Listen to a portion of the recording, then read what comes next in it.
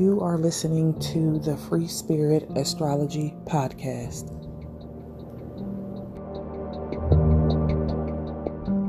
Welcome to the Free Spirit Astrology Podcast. I am your host, Brandy Williams. Happy New Year Eve. So today is a special day. I will upload 2 separate recordings this week. Today's episode, this one that you're listening to right now, will be a brief and broad overview of the year ahead, the astrology that's going to be taking place for 2026. And to follow, I will record an episode for the first week of January. This is going to be a broad stroke overview, just really hitting some pretty important points, but not all the important points. And then I will give you a detailed reading for this week astrology forecast. And as we come up on this astrology week to week, there will be more details, more transits. But for now, we're going to just give an overview so we can know what we're getting into. So this year, 2026, monumental year of change. All the outer planets are going to change signs. A lot of them are going to retrograde back, but all of the outer planets are moving into different areas of our lives in 2026. And we have all of the personal planets retrograding this year at some point, which is really significant for our personal lives and the journeys ahead for us. So this year is going to be extremely pivotal. It's going to be significant, and there's going to be some life-changing events, I think. So many of these planetary changes will last for about 7 to 20 years after their retrograde and re-entry back into the next sign. So that is pretty world changing and life changing. Everything is changing. So this year we could expect some big feelings, some energy heightened, a lot of movement, a lot of motion, a lot of mental overwhelm, because we have a lot of planets going into the air signs and into the fire signs, and nothing really is happening in the earth sign. So it's going to be up to us this year to bring the grounding energy. So let's go ahead and get started with this year ahead forecast. So yesterday, I'll talk about it more in the next podcast. We did have a Capricorn new moon, which is kind of giving us this preview of a year ahead as this energy is building up into this Mars in Leo and Pluto in Aquarius opposition that we're going to have on January 3rd. So we know that Pluto went into Aquarius late 2024. It went into Aquarius briefly in 2023, but it went full time for the next 20 years into Aquarius in 2024. And this is going to be the first full year that Pluto is going to be in Aquarius. So we will see some of those Aquarius-like themes, more focus on community and humanity, also more AI conversations and situations like that, technology, social media, and scandals being uncovered and revealed. We're going to see a lot of that with Pluto and Aquarius and some other transits. So we're going to go right in and talk about this Mars and Pluto opposition happening on January 3rd. This is a very polarizing energy, a splitting energy between what we desire versus what the soul wants to evolve into. So Pluto in Aquarius is going to be stronger in this conversation because Mars is in retrograde, so it's not that strong. But Pluto can see what Mars can't. So Mars in Leo is really pertaining to the things we want right now, what's right in front of us, our desires. And Pluto knows that some of those things that we want are connected to some of the ways we perform or the roles that we play. So Pluto can see that there are some things that are going to be better for us or just going to be completely different for us ahead. During that opposition, one of the things that we could be experiencing or dealing with is the need to honor what wants to part away from us, honor what's breaking down. The Mars and Leo energy when it's in its lower expressions, it really wants to be acclaimed and it wants to be special and approved of versus wanting to do something for humanity. But when that Mars and Leo gets strong and it gets into alignment, this is an energy of wanting to do something for the heart, from the heart, and wanting to do something for other people. So doing something that is heart centered to place on a stage that actually helps other people, which is very complementary to that Aquarius energy. How can I be my individual self? How can I show up at the same time for humanity? So I think overall the collective is becoming really disinterested with this pedestal culture, this celebrity culture, idolizing other people, that unevolved Leo energy, being more concerned with doing something from the heart and from for humanity is something that I feel like we as a people are moving towards. And we will see a rejection over an inflated ego, performative energy, and glorifying leaders who are only concerned with being supreme, special, or powerful. And we will see this play out as well with several transits over the year and all over the world. January 6th, Mars retrograde will be in Cancer for the first 4 months of 2025. It's currently in Leo, but will retrograde back to Cancer, really taking precedent and dominating the energy for January and February. Mars becomes very protective and emotionally reactive in Cancer. And this is a time where I feel like a lot of us will be retreating back into ourselves. We could be feeling sensitive or defensive about something and really just trying to figuring something out that is kind of rubbing us the wrong way. It's a good time to take that energy in versus projecting that outward. So, in our Cancer areas of life, there's something that we could feel protective over. Something could be just not working or being kicked over, breaking down in that Cancer area. But ultimately, that is because there is a reassessment and a need for some type of self compassion and self nurturing in that Cancer area of life. Then on January 11th, we have the nodes of the moon changing signs. So, the nodes of the moon, or the nodes of fate, always move in reverse. So instead of starting a sign at 0 degrees, they're going to always start a sign at 29 degrees. And the nodes are leaving Libra and Aries and moving into Virgo and Pisces. So the North Node at 29 degrees of Pisces is the energy of pure surrender. It is the dissolve of ego.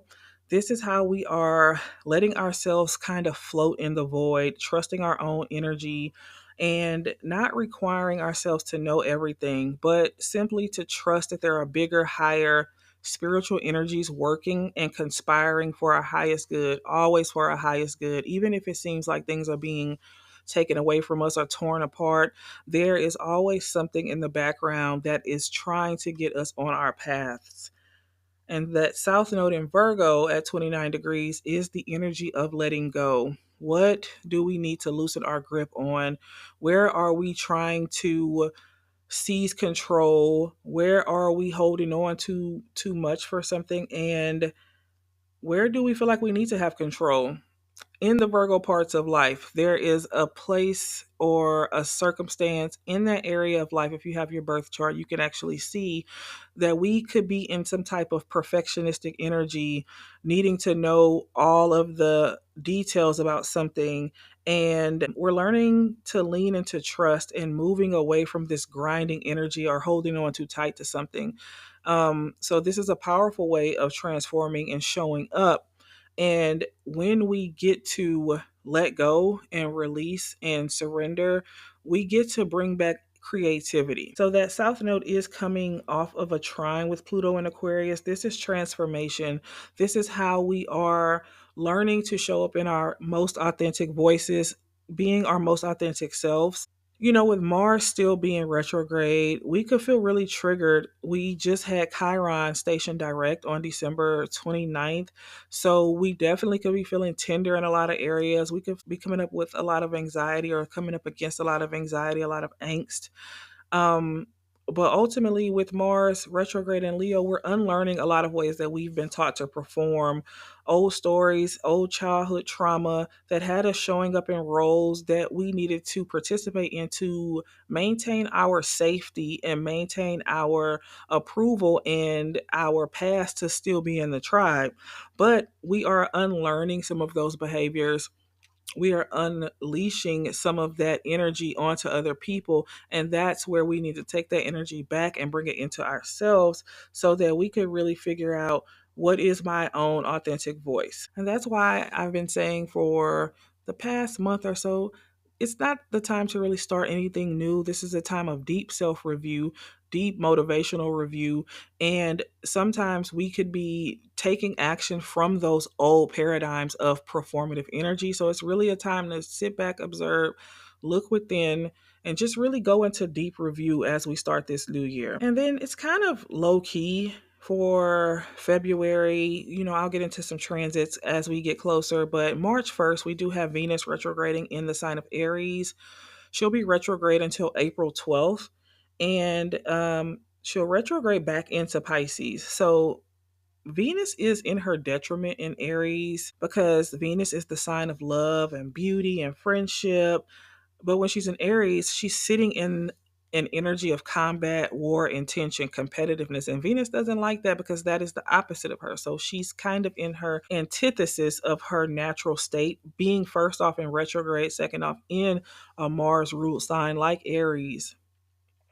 So, some of the things we can see with Venus retrograde is the bringing back of relationships popping up from the past. If you can think about relationships from 8, 16, or even 32 years ago, some of those relationships could be actually coming back into our life, or just the thought of those relationships for some type of review on how we exist in relationships presently. Venus retrograde is bringing people into this deep review of what they want, who they want, and if they still want it. If is this thing that you want a hell yes, I guess so. Venus retrograde can bring those things to the surface to see what needs to be released and what just needs to be rekindled or revamped in some type of way. So, because Venus is that planet of love and beauty in Aries, we could see um, some experiences of tension and disagreements in terms of finances, resources, values, relationships with women. We could come across some envy, accusations, and scandals. And some of us could feel like we're being blamed for things, or really feel like we are being targeted or pulled in some type of drama or conflict. And some of us are the ones that could be doing the blaming and feeling like we have been shortchanged by someone in some respect. And then this energy is going to retrograde back into Pisces, into an energy of what needs to be let go. What do I need to surrender? Venus is in her exaltation in Pisces. So she's very romantic and she's very compassionate and she's very loving in Pisces. So there will be a time where we will be in review of what do I need to let go? What have I been holding on too long? Have I been holding on to a grudge or some type of animosity? And can I extend compassion instead? And then on March 14th, we have the first lunar eclipse of this new series, the lunar eclipse in Virgo. And Virgo and Pisces placements will be strongly impacted, especially if you have your sun or rising sign in Virgo or Pisces. Lunar eclipses are a time when things begin to unravel. So something needs to go, something is unraveling and falling apart, and that is all a part of the plan when it comes to an eclipse. So if you can think back to about 6 months ago, around late August or September of 2024, what was going on during that time that felt like it was kind of a strain, kind of a struggle, something that you were holding on to? It could be a relationship, a job, it could be some type of grudge or project, just something that you kind of knew in the back of your mind, this needs to be away from me, but you're still holding on. So for many of us, there is something there that we've been holding on for too long, or we've held on for too long. And this is the time that it wants to start to separate from us. What's meant for us is going to want to stay, and what's not meant for us is going to want to leave regardless. If something is not a solid confirmation, if it's not a hell yes, this is coming together, if it's not a sound yes, this is the time to really let something fall apart. And this is what the lunar eclipse is supposed to do. Focus on the seeds that are blooming, focus on what's working more than what's not, because there's just some things that are meant to be with us and some things that are meant to really fall away. On March 29th, we have the solar eclipse in Aries. It's a partial solar eclipse, but it is the final eclipse in the Aries Libra series. This is ending a 18-month cycle with that Aries and Libra North Node in that axis, and this starts a fusion of new energy coming into the Aries parts of our lives. So during the past 18 months, when we had those Libra and Aries eclipses, this was a time where we were thinking about relationships and how relationships could have been out of balance, what relationships needed to be left behind, versus how we wanted to show up and emerge in our own personal development, how we wanted to start something new. This could pertain to our own bodies or some kind of project or job, just really coming into our own true self identity. And so, this ending of this Aries eclipse is going to release a lot of energy into the Aries parts of our lives, which is already very energetic. So, something around this time can really feel like it's too much. It can feel overwhelming. Things are going to pick up. There's going to be a lot of tension around this time, anyways, with other small transits that I'll talk about when we get a bit closer to this date. But everything is going to really be picked up and moving forward. This is a time where we're really going to commit to a new path. We're going to become very decisive, I feel like, around this time. And this is going to be connected to some transformations that took place a year ago. So, very powerful time for the cardinal signs, which are Aries, Cancer, Libra, and Capricorn. And also, the fire and air signs will have good experiences with this eclipse. So, things can feel like they're coming together, and you were right to believe, invest, or fight for something that you fought for a year ago. So, that's pretty cool. And on March 30th, Neptune will ingress into Aries from Pisces. So Neptune has completed its full revolution around the zodiac and it's going to come into a new birth. This is the first time in 165 years that Neptune has been in Aries. And Neptune in Aries is really coming in to dissolve the overinflated ego, removing any fast or rocky startups, any quick decisions, and asking us to begin something that includes our own spiritual wisdom and our intuition that was strengthened when Neptune was in Pisces for the last decade. So we can really see massive endings, the dissolving of old paradigms and structures that are not working for the collective, and also a restructure that will probably feel a little shaky, not easy. It could be really messy because globally and collectively, we're just coming into some new realizations. These old structures are not going to want to go down without a fight. They're not going to want to just leave and go gracefully. So, things will feel tense and messy and, just kind of destabilizing. And so we could expect a collective feeling of firsts for everyone. And then on May 24th, Saturn is going to move into Aries from Pisces. So both Saturn and Neptune will be in Aries for a few months because they're going to retrograde in the fall back into Pisces, and we'll talk about that in a second. But this is a time where we're going to be really thinking about our personal development, our bodies, our identity, and starting something in a really responsible way. So we're going to be learning how to use the ego responsibly. We want to start new things in a very calculated, cautious way, take calculated risks, and implementing and initiating something with discipline. And then when Saturn and Neptune conjunct July 1st, they're going to come almost into an exact conjunction in the sign of Aries. This feels like it's going to be a preview of society beginning to rebel against authority. And this new cycle that we're previewing is having everyone questioning what's real and what's illusioned. The beliefs in some of these stories that we are fed by the media and by our governments are beginning to collapse. This AI has us looking at our own reality of what is real versus what is illusion, and that's going to become real blurry with Neptune being in Aries. But we're also looking at what else has been illusion that seemed so real for so long. So, with these realizations, our faith in authority will begin to dissolve.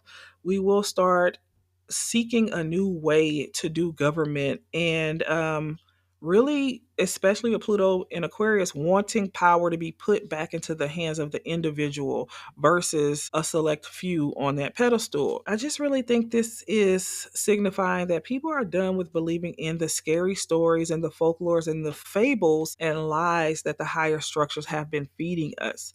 So it's all starting to sound like fake news. We can also see some tensions with technology. Like I said earlier, AI just appearing so real that we will no longer be able to tell what's real and what's fake on social media. So you definitely want to have some discernment about that. They're already like different videos and podcasts that are completely it's 100% AI, and you have to pay really close attention to see that this is not a real person talking. So that's going to be something that is going to be a thing happening in 2025 and beyond. So on June 9th, Jupiter will move into Cancer, and Jupiter is our planet of abundance and expansion and is exalted in the sign of Cancer. So this really feels like good news. I feel like Jupiter is going to come into the Cancer areas of our lives and clean up the things that Mars may have turned over when he was retrograde, trying to figure things out. So wherever you have Cancer at, you could expect something good to happen in the second half of 2025. So, for example, if you have Cancer in the first house, Jupiter could be bringing improved health or vitality. You could really make good impressions with someone. If you have it in the fifth house, this could signify more children, a pregnancy, or something amazing happening with your children, some type of creative project or joy. If you have Cancer in the seventh house, this could be an engagement or a new partner or a new contract for some type of one on one situation. 10th house, career opportunities can feel like they're just falling into your lap. Everything's just coming together. So, really good energy with this Jupiter going into Cancer. And on a collective level, Jupiter in Cancer can expand Cancer themed topics in a positive way. So, we could see a collective sense of self love and wanting to nurture other people and expansion of opportunities for homes and the housing market. Perhaps we will see some sort of baby boom or something with children or healthcare. The last time Jupiter was in Cancer, I think Obamacare emerged to our country and provided healthcare for so many people who didn't have it. So perhaps we could see something else going on in a similar situation. But I pray whatever happens with Jupiter in Cancer is a good move for all of us. And Jupiter will be in Cancer until the first half of 2026. So good deal. On July 7th, Uranus is going to move from Taurus and move into Gemini, really shaking things up in the Gemini part of life, shaking something up, radical change in the way we communicate and interact with our everyday environment is going to change. Honest communication, more authenticity when it comes to our ideas. And this is a time where we also want to be mindful of our anxiety because something else is moving out of that earth energy. And we are really going to have to remember on our own to ground the energy, to come into stillness because there's going to be so much overwhelm and just fast movement. It's going to be a really high charged year. And so we want to tap into that Virgo mind body connection. Don't forget the walks. Don't forget the meditation. Don't forget to do whatever practice grounds you back into the body. We want to listen to the body and don't let the mind take over. And so, on a global level, with this Uranus going into Gemini, we will see massive advances in transportation and technology. We could see the emerging of more self driving vehicles, electric vehicles becoming dominant, starting to be, the main source of transportation. Some astrologers that I follow, like Chris Brennan and Austin Coppock from the Astrology Podcast, say that we could see some instances with short distance air travel, like air taxis or space travel, all kinds of drones for a lot of different things. And once again, that those advances in AI to the point of being too hard to differentiate from human communication. So we want to really look out for things of that nature, which is also a signification of Pluto and Aquarius. Another possibility is discovering other forms of life. This could be in a small bacterial form or on other planets, but some sort of situation like that on an individual level. Expect sudden changes in communication, unexpected events, and maybe even some volatility. So just want to be on the lookout for those themes. And then on October 1st, Saturn is going to re enter Pisces first to finalize something that has to do with our spiritual mastery and maturity, coming to put something to an end for good before Saturn goes into Aries for the next 3 years. And then on October 22nd, Neptune is going to retrograde back into Pisces, possibly giving us the wisdom and the self trust to release something for good, to let something go, to trust the things that we cannot see but can feel that is taking us into a whole different direction. Then Neptune will go back into Aries where he will be until the year 2039. So this is the end of our brief and broad overview of the year ahead. This year is feeling like a pilot. Feeling like a pilot episode, feeling like a preview of some long term astrology. I feel like the outer planets have come to dip their toes into something to give us a little, sneak peek of what is going to happen in the long term.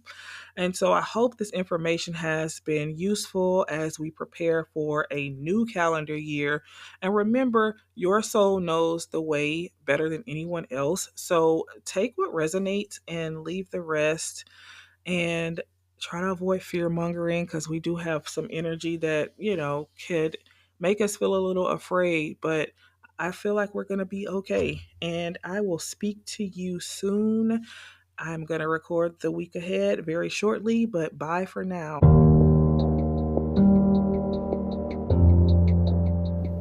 You are listening to the Free Spirit Astrology Podcast.